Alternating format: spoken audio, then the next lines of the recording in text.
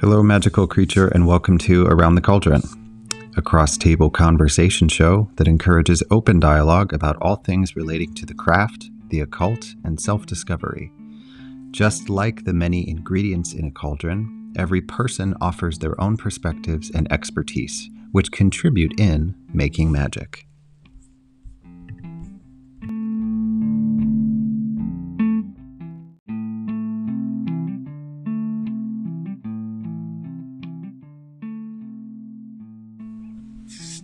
On this episode of Around the Cauldron, I interview Michelle Halloween.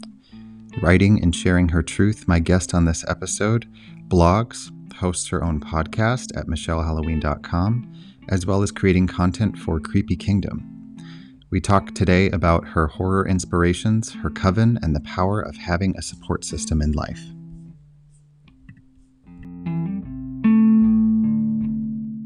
On Around the Cauldron, I'm super excited for this. She reached out to me recently for some tips on writing and just to shoot the shit, and then I gave her a reading, and I really appreciate her vibe, and I think that she's an awesome person. She's very supportive of the witchy community. I hate using that word, but that's what everyone uses. The pagan communities, all of the dark arts kind of stuff that's going on in and around town. So today on Around the Cauldron, we have Michelle Halloween. She is a blogger, a podcast host, and a newly awakened woman. She is currently a writer, and she's happened to be on top of everything Halloween for like the last few years from what I've seen. So I'm super excited to have her on today, and I'm going to get her in here. So Michelle, if you're ready, watch out for that request.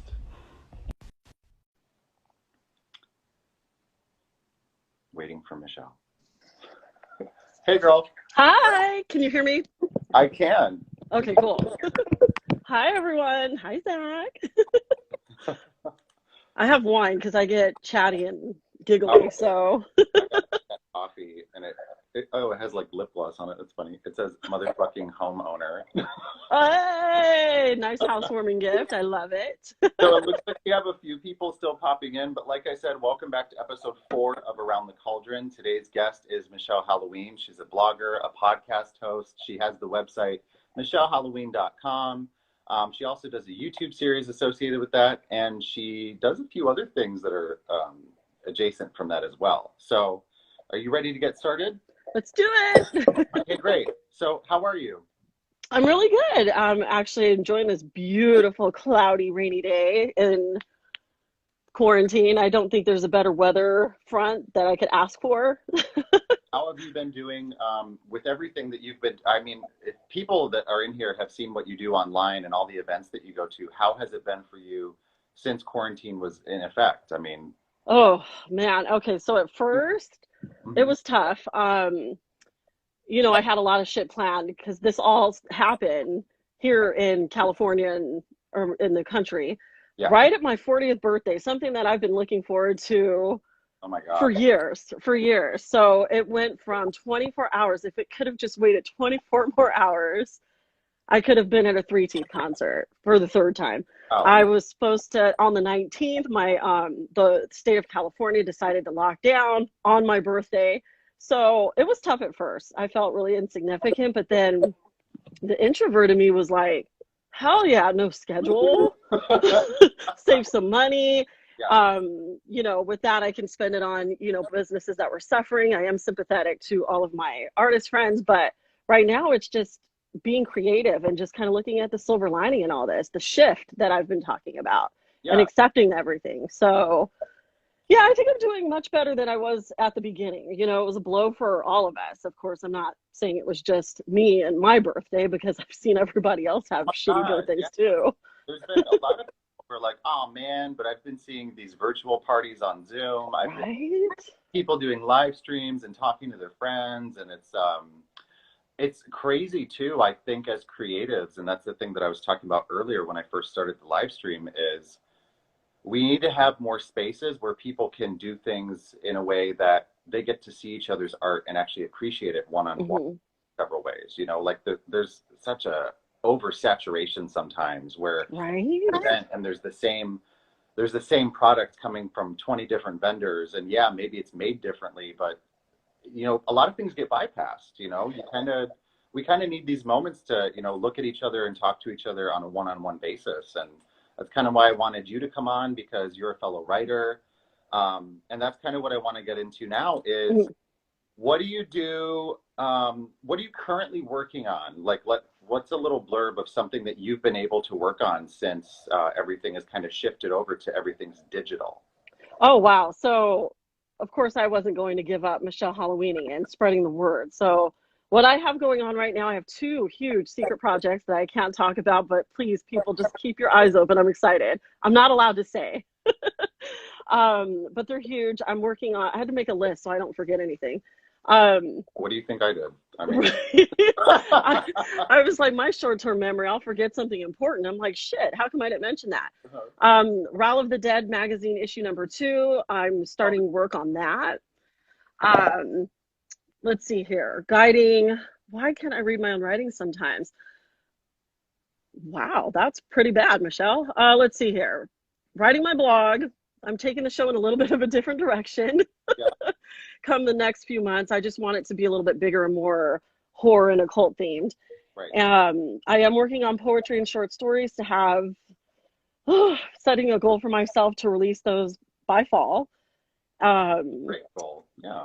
Yeah, in collaboration with my really good friend and illustrator, Abby Roed, we're doing the Charnel Challenge. If you guys haven't seen the Macabre Musings on my Instagram, you can check that out. It's a little practice project. You can start writing based off of prompts. And I pinned your website and I pinned your Instagram down below. If anybody Perfect. Out, and it's also in all the stuff that I've reposted and tagged you in. Perfect. Yeah. And then there's always studying the occult and momming. So okay. So you've been in a very, not introspective place, but you kind of have taken the talents that you have and you're just sharpening those. And yes. That's awesome, because that's kind of what so many people are forgetting is, if you have the ability to do that, you should do that, help you. It will help you feel better. But a lot of us are just tired and worn down. So I commend you for being motivated to continue working on your art. Oh, yeah. It's not always easy, but what the fight rains on. So on a podcast episode, I got to listen to the most recent one that you did. And you also, I just realized this is a new trend that I'm seeing where people do a podcast, but they also record it on video. Yeah. So is that kind of what your YouTube is as well? It's like the live video recording of your podcast episode? That's exactly what it is. My husband, also producer, figured out how to do a show / let's pull the audio and put it on Anchor. I think I'm too foul-mouthed for like iTunes, but I'm good on Spotify. But it's pretty cool how you could do 2 in 1, like kill 2 birds with 1 stone. Right. You can take the audio and put it there for people who just want to listen, which makes no sense to me because I think my voice is obnoxious as shit. So, like, so it's really funny, to me that, oh yeah, we love listening. I'm like, oh, but did you see the show too? And we can watch it? Yeah, you can watch too. I think that people want that full spectrum because, it's like, I remember growing up, I don't know about you, I used to want to be a voice actor or a radio host. And I got freaked out as a kid. I remember Tower 98 in Michigan, the guy that hosted, I loved his voice. And then I saw him in person and I was like, right. It was strange. And then I thought I was an asshole. So see, I thought Eminem was black until until I saw him on a video, and I was floored for like days over that, going, "Whoa, that was so good! He's good." Yeah. So on your podcast, what can we kind of look forward to? Like, what are some of, because I watched it, but I want you to explain it to people. Sure. What kind of like interviews are you doing, or what are the topics that you cover on your podcast? Well, if you know me, I'm random as all shit. So I will cover anything from, really my main focus was to share the people that I love working with and collaborating with and my friends and our conversations. That's what I wanted to share because that shit's really funny and entertaining. Yeah. And at the same time, making sure that, the people that I follow and people who don't understand why I'm at these events or was at these events every weekend, I wanted them to see and understand who these people and who these artists and vendors are. So yeah, I love having people on. I love having I have my friends on, Mandy, Monster Under Your Bed Clothing. We're best friends, yet we could talk about sex and then we could talk about her clothes. We could talk to my friend Error, Robbie, 1984, and we could talk about our drunken nights and then we talk about his business. Sometimes we spiral and get too drunk. The upcoming one with Helser Cemetery, that's what happens, but really it's just honest and upfront in your face conversation. So Yeah. apparently, and I know this was one of the things that I wanted to say, but I didn't want to do a podcast. I had no intentions. I didn't want to do this shit either. But right? But I like talking to people. Right. And it was Sammy Ruiz who was like, Michelle, you should do a podcast. And then like literally every week someone else would say you should do a podcast. Yeah. And so by the end of January, we're at the seance at the Egyptian seance, and I was with Dear Woman. Yeah, Jessica, and we're having lunch, and I'm a little tipsy with Mary Misery, and no, I think only me and Jackie were tipsy at that. But Jessica, yeah, who I love and admire Jessica so much. She's such a great, she's not just a tea maker, but the woman is just powerful and magical. And she said, Michelle, will you do a podcast? And that was it for me. I was like, fine, I'm doing a podcast.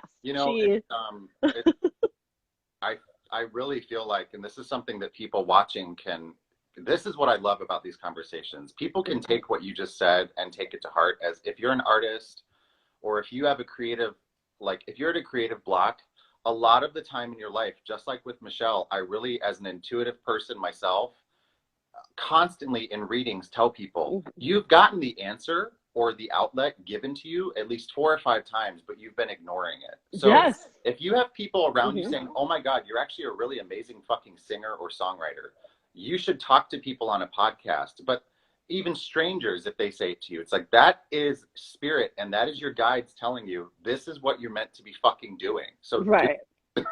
I'm pretty sure my spirits get so pissed at me. They're like, how much fucking clearer do we need to be to you, woman? Give me a sign, and they slap you in the face. Basically. Like, give me another sign. It's so true, because I'm like, please, just one more. Just one more. And then I think you just like getting killed. I do. Not gonna lie. Wow. So I love that. And how often do you do uploads to your podcast or episodes? Oh shit, it's been every week nonstop since March. I started filming in February, and fuck, I'm releasing a podcast every week. And literally I asked my husband, I go, am I doing too much? And he's like, no, keep going. So I have some exciting shit coming up for June, and I can't wait to share, but I'm not saying anything yet. But don't give it away yet. Yeah, you guys just have to watch. But yep. It's just really funny. The content is there. And I don't care about I say that I don't care, but I don't do it for views or likes or whatnot. I just want to reach the right, the people who are receptive to whatever it is that comes out of my mouth. I think the right people, and again, this is something I want to encourage everyone listening to understand, is the right people walk into your life at the time that they're supposed to, and then you have the ability to decide how you react to that. Absolutely. So when the universe is constantly telling you, hey, bitch, you should do a podcast, and then you get shoved over a cliff to do a podcast, like, okay. Fine. So yeah, it's been nonstop, and it's amazing how many people it has that have come to me, and who have said yes. I've not gotten any no's. I don't want that, but it's insane. Like, it's encouraging too. Definitely. I'm really glad that you're doing that. So if anyone is just joining, I know that we have more people that have popped in. This is Michelle Halloween. She is a podcast host, a blogger, and tracks down everything that's spooky and Halloween related. We're talking to her today on episode 4 of Around the Cauldron. So again, thank you for being here. I want to ask you now, you mentioned in your bio that you sent to me, and you even have mentioned this on your website, michellehalloween.com, about being a newly awakened woman. Can you explain to everybody what that means? Well, a few know exactly what that means, but for me, it was the moment in my life where I had some time where time actually revolved around me, or it took 4 days. And it gave me time to think about, what do I want to do with my life? You know, my kids were at a point where my life has been for everyone else up until 2 years ago. I was pulled in every direction, but it was all to make everyone else happy. So I came to the conclusion that I'm more than this. I'm not going to enter the second half of my earthly being and be mediocre still. And no offense to stay-at-home moms or working moms or anyone like that, but I've never been settled. I've never been okay with just mediocrity. I don't define success as a career, working for a job that you landed in. Anyway, so I spent a lot of time. It was like a 4-day meditation period. I was completely alone. And I decided I'm going to fulfill my live stream with writing. Well, that opened the door to me reading books on the occult. How do I invoke the powers from the universe and out, really from the earth and the moon, to more or less feel better about myself, to kind of just start learning to love myself. And I'm not going to lie, the shit was hard, you know, you spend 37 years of your life thinking one way, and then you kind of like let your old self die. Yeah. And you're kind of reborn again. So it's kind of like learning, you know, just to follow my intuition, stop ignoring that shit, stop chasing after, you know, dead relationships with, you know, friends and other people, and kind of just come into my own. And it only happened, it took some time. I went through a really bad period of depression last year, and it happened with Midsummer Scream. And I know that's weird sounding, but there was something, it's like, well, what did a convention do? Well, actually, it was right before the convention. Again, I spent a lot of my depression reading, trying to feel better, and I thought happiness was for other people. Well, I got sick last summer, and it was a week before Midsummer Scream. It was some kind of like tonsil thing. So I went to the doctor because I was not going to be sick for that event. Yeah. And he gave me prednisone. My stupid ass took it at midnight. So I was up all night. And so I was up all night, and I had one of those moments, and I watched the sunrise for the first time since I was probably in my early 20s. And I felt the whole atmosphere shift. And I went to Midsummer Scream. I came home. It was a magical weekend. And I told my husband, this is it. I'm going to just fucking put myself out there. I don't know what that means, but I'm just going to start a blog and document everything that we do during the Halloween season and beyond, and see where it takes me. And no shit, Zach, I mean, this minimal amount of effort led to what I am right now. So, and I can't even express how just being myself actually brought my coven together, my beloved spooky squad, and the magic that we actually manifest together. So it's pretty rad. So for me, an awakened woman, being a newly awakened woman, is I'm learning to love myself. I accept who I am. I'm plus size. I have giant boobs. It just is what it is. I like wearing wigs. I like dressing up. Hi, Mom. I'm glad you're proud. Because I worry. But, you know, it's just more coming into my own and kind of just shining my light, even when I'm at my darkest points. That's so. You just gave me goosebumps. I really think that people need to understand that, you know, we talk about mental illness, we talk about mental health awareness, we talk about, you know, being physically and mentally and emotionally worn down. But from what I gathered from everything that you said in your experience, you took the smallest amount of energy that you had, the smallest amount of faith or semblance of hope, and you said, I need to love myself, and I need to fucking try. Yep. And that's what I really want to encourage people to do in our world, you know, because we tend to be people on the fringe. We're goth kids, we're weird, we're strange, but we can still fucking love ourselves. Yep. You know? And I think that's really what you've done, is like you've showed this turnaround where I need to take one little tiny baby step in the right direction. And that's all you have to keep doing every day. Is just every single day. And the more you do it, the bigger your stride becomes. Right.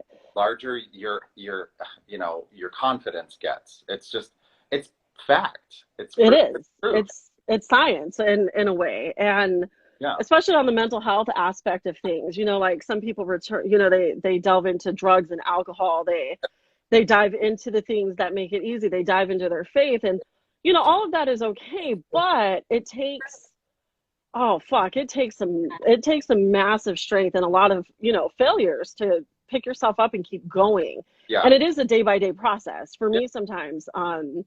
But it just takes that one little ounce of energy that you have that might be in the morning. And another thing that I could encourage based off my experience to a lot of boils and ghouls out there, is fucking rest. When you need to rest, rest. Now is the time to do it.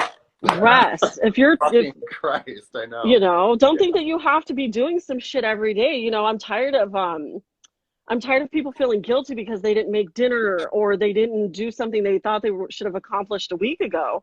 Yeah. Let it fucking go. And just when your body tells you to rest and your spirit tells you to rest, rest. Yeah. And I think this is the perfect time to do that.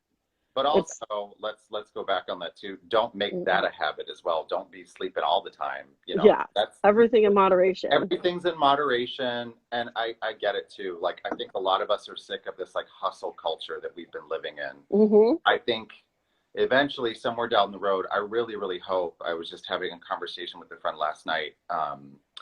We were talking about how the main thing that what a lot of us need in every aspect, every race, ethnicity, culture, is resources. If we had more Absolutely. resources and more access to things just to live our basic functional things and not have to worry about it, we could be more expressive and creative and love who we are at all times. But we're Yep. so doped up and we're so medicated and we're so overworked and underpaid.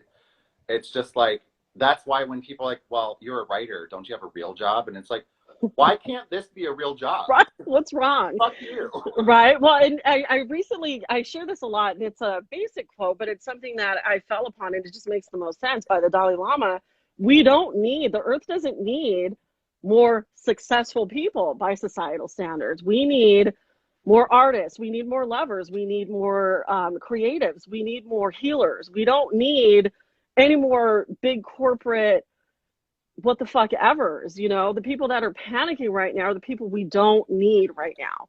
We need each other. We need our craft. And yeah, we're not going to get rich off of it, most of us, but who gives a shit? You know, like success has to be redefined. And I think that starts from within. It You does. know, your definition of success. Of course, writing can be defined as, we're not all Stephen Kings or J.K. Rowlings, but who gives a fuck? You know, new generations come every time. And that's what I said in the beginning of this is that we need to remember, and I know I have some friends watching, we've bitched about this to each other, but there is room for everybody. There is room Absolutely. for every person in every expression of every art medium, whatever you want to call it, to do what they do and do it well. You know, Absolutely. give each other fucking space. Book somebody different for your event.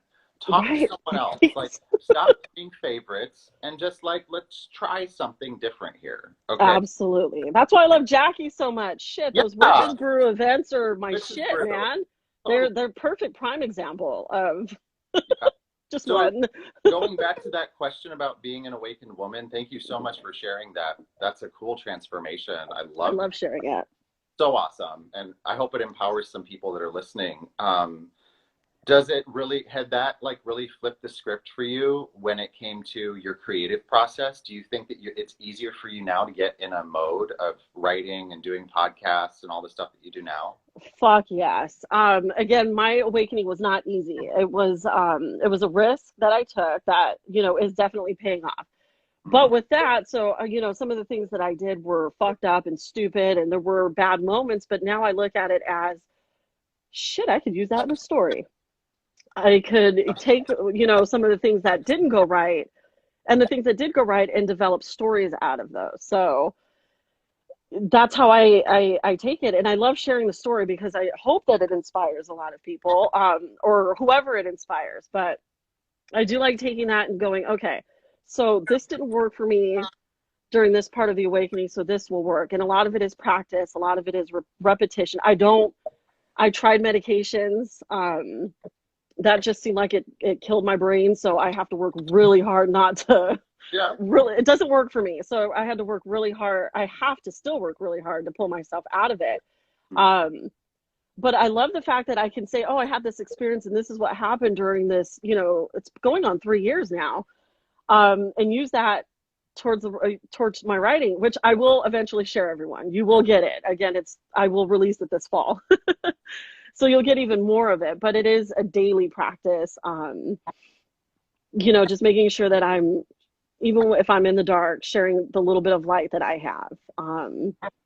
Again, not always easy. It's also too the thing that you kind of said without saying it is that you the part of sharing your writing in the fall. You're giving yourself something to look forward to. You're setting a Right. tangible and realistic goal.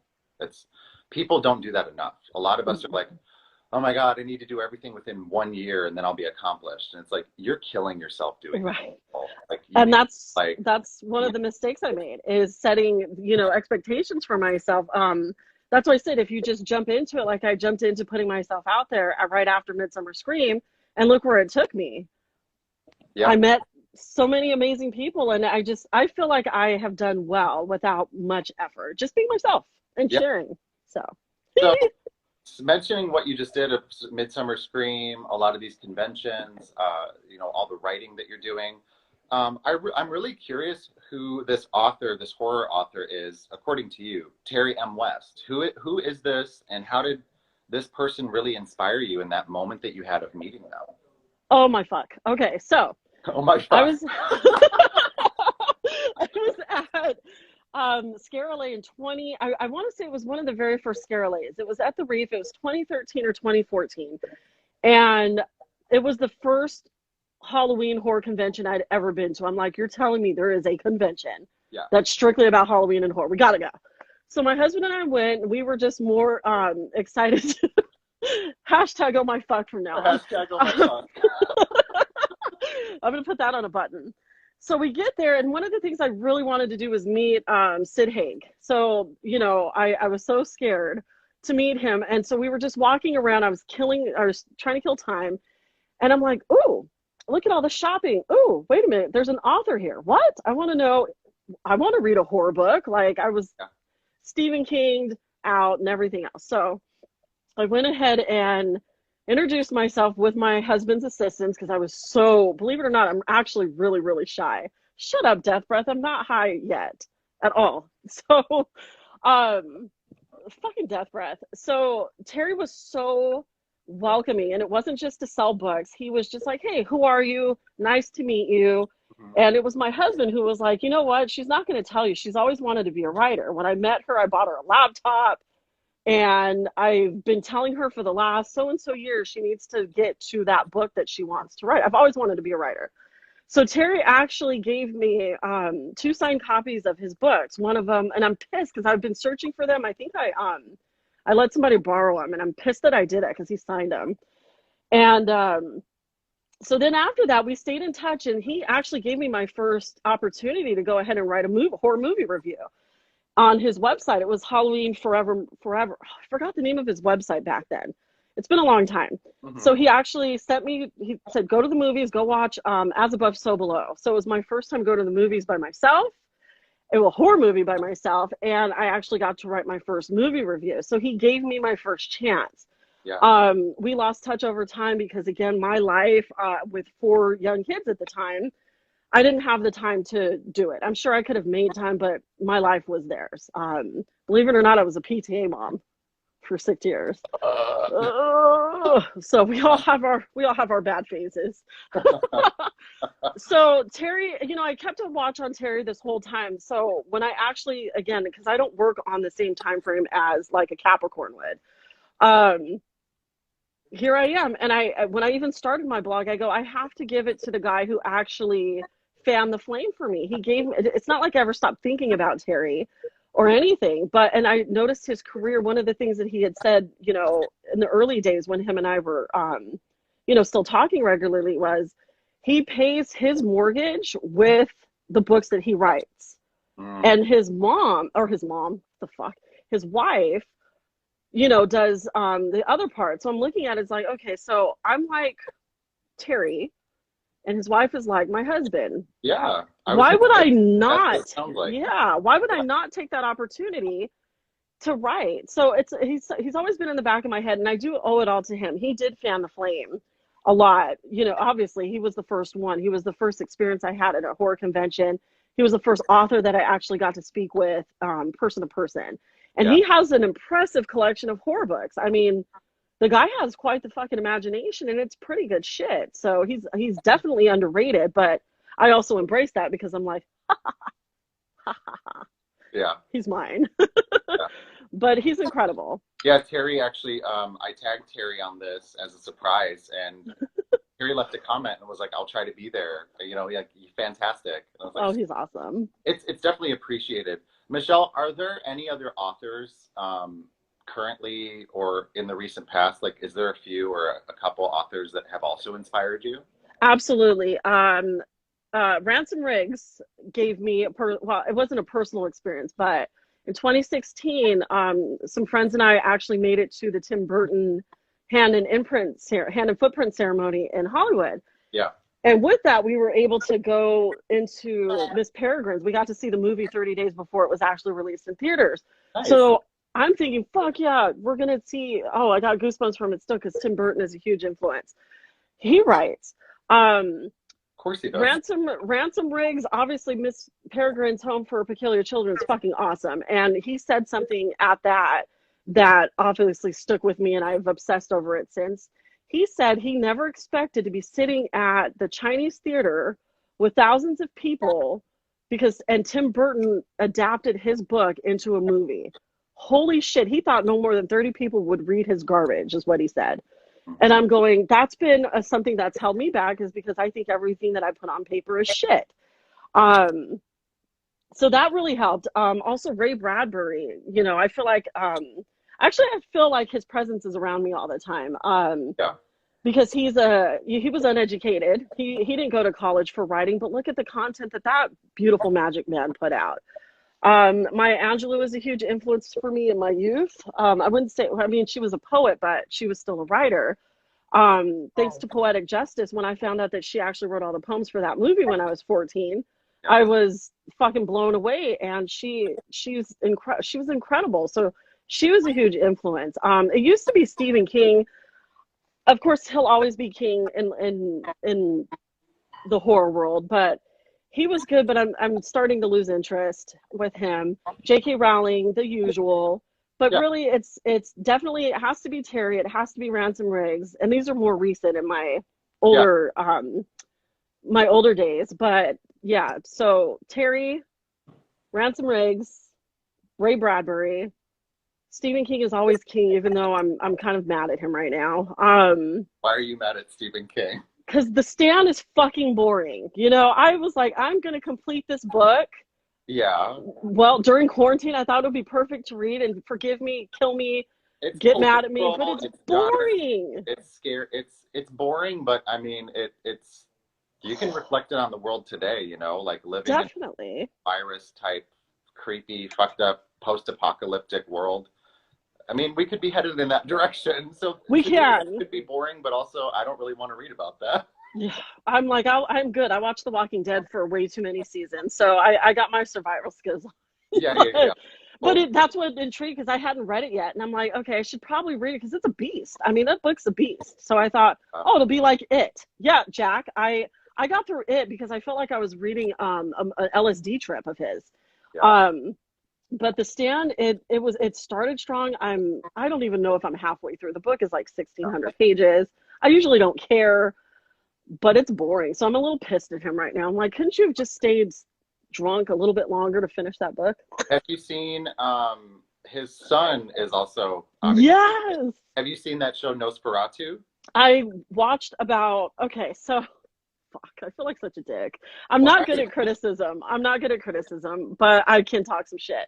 Joe Hill's incredible. I read The Heart-Shaped Box. I loved Horns, the movie and the book. He's right. He's very promising. I started with, first of all, I think I was high when I watched it, so that could have been why. But I couldn't get into it. I had a hard time. I kept falling asleep. So I saw somebody mention It by Stephen King, but for some reason, of course, because it's in the title, I think if you haven't read this book yet, you would appreciate it. The book A Child Called It by Mike Peltzer. It's based on a true California crime case of one of the most abused children in history. If you want some inspiration of how fucked up real life is, there you go. Perfect. And some of you need that. Yeah. And that's what I want. That's what I think a lot of writers understand collectively from what I've talked to other people who write, even poetry, is that you can't make up what real life gives you. I mean, some of the things that happen, wow, like that's not fantasy. That was harsh reality. It's And I think yeah. that's important too. That's where a lot of fiction writing is good, but I also like reading. I do like reading a lot of, well, self-help, and I do like reading those books break my fucking heart. I'm with you, Denise. And Linda, I'm not high with everything I watch, just most things. You know, you got to get two perspectives on stuff. You know, I take film very literally, Okay, but I do enjoy those. so we're doing pretty good on time, I believe, Yay! 5:38. I want to ask you some more questions. What is Creepy Kingdom, and how did you get involved? Oh my God. Okay. So Creepy Kingdom is someone else I started following for a long time. I started following back at the very first Midsummer Scream, just before I Yeah. saw on my Facebook feed Foolish Mortals documentary. So I'm like, ooh, Haunted Mansion, I'm into it. So I started looking into who made this movie. Well, it was the leader of the Creepy Kingdom, James H. Carter II. And so I started looking at this. I started looking at Creepy Kingdom. It's like a collaborative unit of very talented people who come together and go over from coast to coast. Okay, so it's not just California, coast to coast. And they cover the dark side of theme parks. But there's more to that. So, of course, I'm like, oh, dark side of shit, give it to me. But there's more to it than that. They go to incredible events that I had never even heard of. So I'm watching from afar at the things that they were going to, and I'm going, okay, mental note, go to that next time. Mhm. See if you see Creepy Kingdom. They're just people to admire.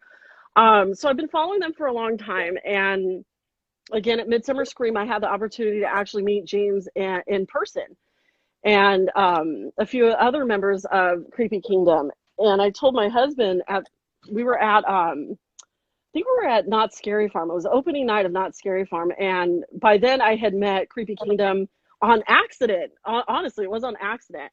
By hey guys, you're here too. Hey, nice to see you. Hey, so it was the Not Scary Farm, and this is some magic here. I came back from saying hi to James and Roxy because it was also press night, and I said, "Hey guys," back to my husband, babe. And give me 6 months to a year, I'm going to reach out to James and see if I can start collaborating with Creepy Kingdom. I just figured I needed more practice. Yeah. No shit, Zach. 7 days later, I'm watching Creep Show, the new Creep Show on Shudder, and I get a Oh, text or I yeah. get a DM Mhm. from James, and he says, "Hey, Roxy and I want to know if you're interested in joining Creepy Kingdom." Fuck, are you serious? Like, I was thinking I would have to go to them. So of course my husband could describe my reaction. It was insane. I was so excited. Yeah. And so I started covering events. They were like, she's at everything. We can't get to everything. So give Michelle some assignments, have her cover these events for us. So a lot of the events that I covered, and I could use Creepy Kingdom as an excuse with my husband to spend money. I got to go cover this for Creepy Kingdom. We got to go. Yeah. So I was able to cover, and then I was able, like a week later, I got to review a movie from Dread Central before it was released. That Creepy Kingdom was like, here, you assign that. So it's a collaborative, it's a collective of talented. I mean, some of the people are so talented, and I've been able to go to. My husband's all insane was right. Yeah. I was able to go to an event that I never thought to go to with them, like the OC Boo Ha Ha. And I got to go to Grinchmas, something I've never even done. And I got to go without my kids and actually enjoy it with Creepy Kingdom as press. So it's been an incredible, platform. And, again, Creepy Kingdom, they're a little silent right now, but let me just say, we have some bitch and shit coming. There's a YouTube channel in the meantime. There's a podcast. There's a book club. They do everything. And I'm fucking stoked to be a part of it. And he loves my excitement. For anyone that's watching and is curious, if you go to Michelle's profile, or you can just look up Creepy Kingdom, you can find all that information there. Also, for anyone that's just popping in, hi, new people. If you have any questions, feel free to click on the question mark box and send your question over. Or you can be lazy and just type it in the comments like most people do. That'll listen. Michelle, do you have any favorite horror-related events that were supposed to happen this year that you missed out on? Absolutely, hands down. Hands down, I'm really fucking bummed about Raven Society. I'm bummed about the Haunted Souls Bazaar. I'm pissed about obviously my beloved 3T canceling the entire fucking tour. I'm upset about Midsummer Scream, but you know what? It's also like, blue shall prevail. Because honestly, if you think about, do you think about like the events that we were at prior to COVID and how fucking gross we all are? I was molesting beards at Rick Creeper's Twisted Christmas event, and I'm going, how unsanitary is that? Did I wash my hands enough? Like, yeah, too right. I'm with you. Too many events did go down, but also at the same time, it's like we need that rest. We need that hustle. It is a bummer, but those were my favorite ones. Those are the ones I was definitely looking forward to. Yeah. Um, I mean, even for myself, there was a show that I wrote and I was putting it together and the date for it just passed. And I was like, that's so but sad. you know what? It's fine. It's okay. Well, I just realized I missed. I was really looking. Monster Palooza is okay. Shut up, Linda. I did wash my hands when I went to the bathroom, at least. Um, I went to. We were supposed to do Monster Palooza, but I really wanted to go to meet Clive Barker, who was another. Fuck, I didn't realize what a phenomenal writer he was. Definitely. So I was like, shit, that could have been us, like Monster Palooza. Fuck. But anyways, again, shit happens for a reason, and you know what I think is cool though is like one of the events we got to do was the House of Horror. Yes. We got to do that at the Black Sheep Gallery, and I got Yes. to there and Jacqueline and some other people, and there were so many people there, and that was really great. But then I thought about it, and I was like, that was one of the last events that I got to do that was spooky related, other than a full moon ceremony that I did in my backyard. I'm like, and then after that, it was like quarantine. Yep. Shit was done. Done. Can't do my sex magic at the beach. I mean, I could, but I don't want to be one of those people. Yeah, House of Horrors, I think it was about a week before this shit went down. It was one of the first events I went to after having a week off with the flu or COVID. I don't know what it was, but yeah, I'd gotten sick. But House of Horrors was a great event because I saw you and I'd never been to the Black Sheep Gallery. It's beautiful. So I really hope that everything endures after all this. It'd be nice to turn that switch back on and get things active. I do miss being around other bodies, other people, their energy, but at the same time, I think as an artist, I mean, even for myself, it's been great. I've been writing more. I've been better headspace. I've been taking better care of myself. I don't feel like I'm rushing all the time. It's just, it's like this. It's more casual. It's kind right. of nice. It's a nice right. It is. But I'm also in the majority of being very lucky to be in the position that I'm in, to have a comfortable lifestyle right now. Right. It's also heartbreaking to see what's happening to other people that are worried about even living somewhere, I'm with you. But anyway, so 2020 is basically canceled, right? Yeah, that's what I've been saying. Is there anything online coming up? Is there anything on the internet that you have coming up as far as events? I think one of them we have in common. Are you going to be there for the Witch's Brew, the online marketplace? Oh, fuck yeah, I'll be there. Yeah. Oh, I'm not. Hey, listen, Jackie, you can tell them my role, but I will be there. Okay. Yeah. I'll let Jackie explain all that, but I will be participating in the Witch's Brew as a fan of the event and wherever Jackie puts me. But I'm super stoked for that one. I'm actually taking a class here at 6:30 on Black Moon Lilith. Yeah. I've been doing Jackie. My headphones. I've been doing what other virtual events? There's one I can't say. What else am I looking forward to? Well, the Witch's Brew. There's the secret one.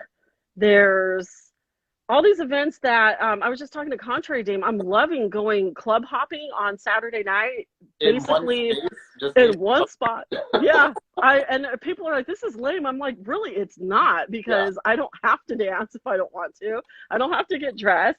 I can get shit faced and not have to worry about getting home." So I'm enjoying that. Murders by Chelsea is in here too. I saw that she said she misses events, but honestly, I feel like Chelsea and I have connected more playing drunken bingo every week than we would have else, out in the public, because she would have been taken by all these other people booking her for games. Yeah, a lot more. And sometimes it gets a little oversaturated, but people that work in the gig economies really need to have an outlet to make money. And there's been an increase in drag shows, but I've also seen an increase in artists stepping forward and being able to shine because they don't normally get booked at some of these bars because people True. can play favorites all the time. True. So it's been I'm really with you. good for a lot of people to be able to like audition and try out and experience things that they don't normally get to experience out in the public eye.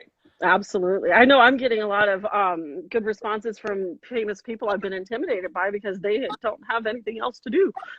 So of course they'll show up on my silly little podcast. But I mean, again, it's just making light of the situation, and you know, and it just depends. Like you can either wallow in it or you can try something new. I mean, Yeah. really, is anything going to go back to normal?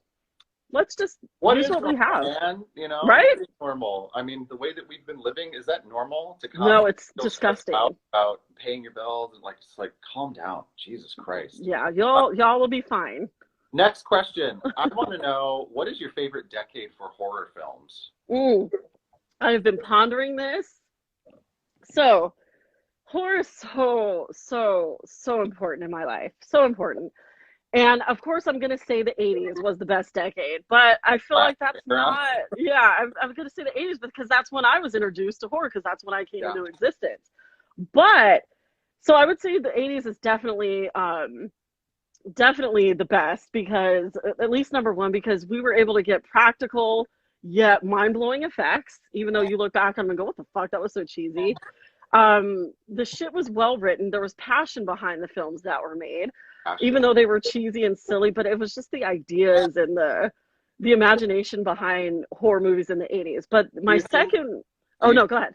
I was going to ask you, do you think, because I agree a little bit in the 80s, do you think that people were more competitive in a creative way during the 80s? Fuck yeah, and it paid off for us fans. Yeah. So definitely. But then I have to think about the foundation of horror.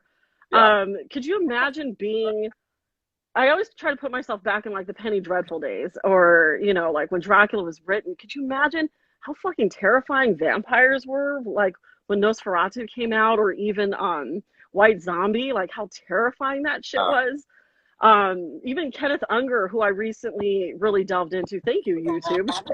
yeah. What a visionary. That guy was so ahead of his time.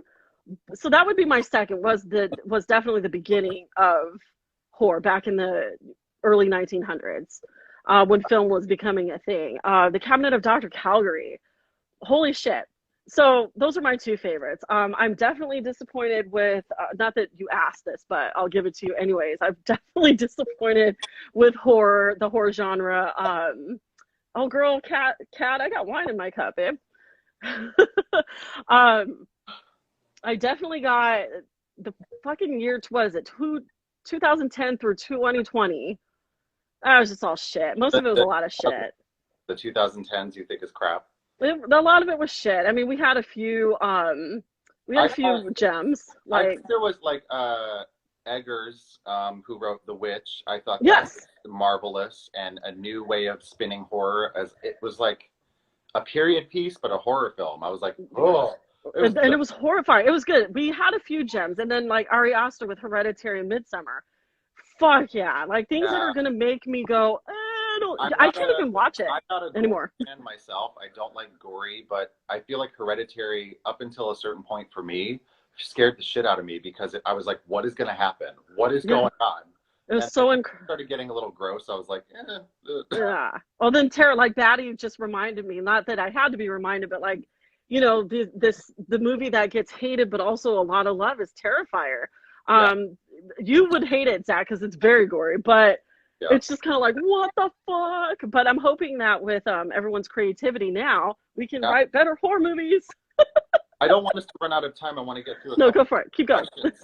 Going back to your writing, um, as a blogger, what do you feel or think is a good bit of advice that you wish someone would have told you before you started?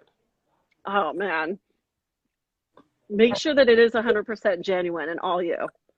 A blog is your baby. A blog is something that you give birth to. So treat it like a baby. Mm-hmm. Treat it like something that you have to nourish and get better at. And do not, because it is your own thing. You are your own critic. So don't beat yourself up. Just put out the content and just see what happens. Okay, Just put it out there. It's gotcha. not easy work, but it's something that does have to be nurtured and watered. Yeah, nurturing it for sure. But also, I think what you said earlier in our conversation about just trying it, just taking that Mhm. small step in that direction, you Yep. know. Um, Another question is, do you think in today's society that being a character or having a persona is applicable or necessary to being a writer? Nope. Not at all. And this is just my opinion. Because if you're trying to, I don't know if you're speaking, are you asking as Well, the writer, the author itself, or as a the writer, character we author create? itself, but also like out in the public eye. Like, do you want people to truly know who you are, or do you have Mhm. a facade? Nope. What you see on Michelle Halloween on Instagram and everything else is what you get. The only thing that I do kind of keep to myself is my depression and my despair. Uh, But everything else, you guys get all me. And if it weren't for me being 100% who I am 100% of the time, yeah. you wouldn't have what you see here before you today. I've lived in other people's shadows because I thought I was nothing, and clearly, just being myself, it is important to be yourself. And it is important to know that not you're not going to be for everyone, and you have to be okay with that. So Yeah. yeah, I, just do you. totally. You have to. Okay, so we're going to open up the room. We have like about 7 more minutes, I think, for questions. If anyone has any questions, I did see one earlier, and it Ooh, was, what is your favorite witch movie? mm, that's a good one. Again, whew, that's hard to nail. I would have to say The Witch was definitely a defining moment. I, What I, about I have to what say about that's from it. the 80s, like from the 80s? I feel like I've had, why can't I think of it right now? I guess I it's like not. that. I love The Witches of Eastwick. I think that was a really So good. The Witches, the adaptation by Ronald Dahl was good with Angelica Houston, was oh one of my yeah, yeah. favorite because it was so extreme. I remember being terrified, but it was so extreme and it was so good. Well, yeah, The Witches. From back then, what else is a good one? I love Hocus Pocus. I know that's cliche. Um, but as far as like going deep into the pagan roots of things, definitely The Witch was groundbreaking. Yeah. Um, Fuck, I can't think of anything else. I may have to just post that later because my wine brain. Let me just put that down. I've had like 7 sips. Um, The Craft, thank you, Batty. That was groundbreaking. Yeah, that's when I knew I was goth. Oh It was my God, okay to be goth. that movie spun everybody out. That was like, oh my God, I can be a witch now. Right? And that's why it's funny. I like mentioning it, but I'm also like, eh. Yeah, that But The Craft, it was another groundbreaking moment because I thought, okay, we need to. really. Can we all be Terry Nancy? M. West. Terry M. West just joined. Hi, So there you Terry. Are go. your ears ringing? Um, so was there any other questions in here? Practical Magic, that was another good one. What are you currently reading? Is there anything that you're currently reading? I gave up the stand. I just finished. I have it here. Where is it? The Psychic Witch. It took me a little bit, but I finished the Psychic Witch by Matt Ayer. Yeah. Um, what is the first thing? What else am I reading? Hold on. There was another one that I'm excited about because I can actually read 2 books, which is Sluts and Feminists. But yeah. So I just finished The Psychic Witch, and now I'm on to Soleil's Witches, Sluts, and Feminists. What's the first thing you're gonna do when quarantine is over? I'll probably still stay in my house for a few more weeks, but once Yeah. I actually go out, Right. I will probably go to the beach. I will probably hit that giant, powerful body of water. Yeah. I'll probably do I that want to go to before the quarantine ends. woods or get back in nature. Hmm. I've been going around the Rose Bowl over here, but Ooh, not the same. no, Okay, so yeah. let's see if there's any more questions. Nope. Thank you, people who are joining right now. We've got a few minutes left. The last thing that I do on this for Around the Cauldron is I'm really a person who talks a lot about having gratitude. So, Michelle, I want to know from your lips to my ears, what are 3 things that you are currently grateful for in your life? Oh, Or this is 3, good. or 3, whatever. I am grateful for my own awakening. That's number one. I'm proud of myself for that, and I'm also full of gratitude for it because it's borrowed power. Mm-hmm. I'm grateful for my fucking maid family, the Spooky Squad. Shit, you know, I've never known family like I've known these guys. Mm-hmm. Each and every one of them in the Spooky Squad. And I am grateful for, you know, believe it or not, sometimes it's hard for me to mouth this, but it's true. I'm grateful for my fucking husband. Um, you know, he is the epitome, definition, perfect example of ultimate support. Through thick and thin, the guy does so much to support me, even when I'm a piece of shit or I feel like a piece of shit. From taking care of me when I'm at my worst to taking care of me at my best. So that fucking support system is insane, and I'm full of gratitude to him. And I don't think I say it enough. So, you know, this is mushy, but it's true. Well, you just said it. I also think too, you just reminded me of a story.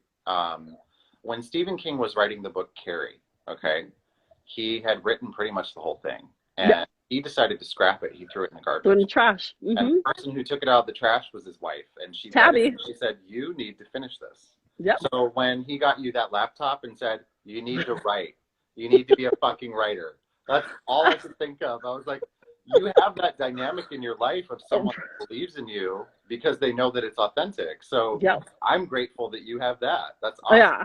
He's my tabby, Tabitha, you know, as much as the guy can be a dick and whatnot, he's a hard rock, man. And he takes care of me, and he's so supportive. And you're right, he's the one who's been pushing me right there along with all the other influences I had. So yeah. All right, Michelle, we literally have 1:30 left. Okay. I want you to tell people where they can find you. Tell us that really quick. Okay, you know, I'm a Instagram whore. Find me on Instagram. From there, just DM me. I'm pretty good at responding to messages. So What's your Instagram handle? It's at Michelle Halloween? that's it. Okay, and then what's your website? MichelleHalloween.com. Also, I wanted to ask you, are you open to collaborating or working with other people or writing things for people? Is that something people can hit you up for? Fuck yes. Yeah, see what I just did there? Yeah. You did. I saw what you did. So book her. She's great. She's been doing this for a while now, and obviously she has a huge support system. But thank you so much, Michelle, for being here. I really, really am so grateful that you were able to share your story and your perspective of growth and transformation. And, you know, praise the goddess that you're a transformed and newly awakened woman. I'm proud of you. Every day. Thank you, everybody, for joining us here on Around the Cauldron. The next episode will be episode 5. And our next guest is going to be, I believe, it's Miss Kira Von Sutra, the card reader and intuitive guide. So, hell yeah. Thank you so much, Michelle. It was great to see you. Thank you, everybody that was here. Please Thanks tune for having me back. Of course. Have a wonderful day. Thank you. You too. Bye, everyone.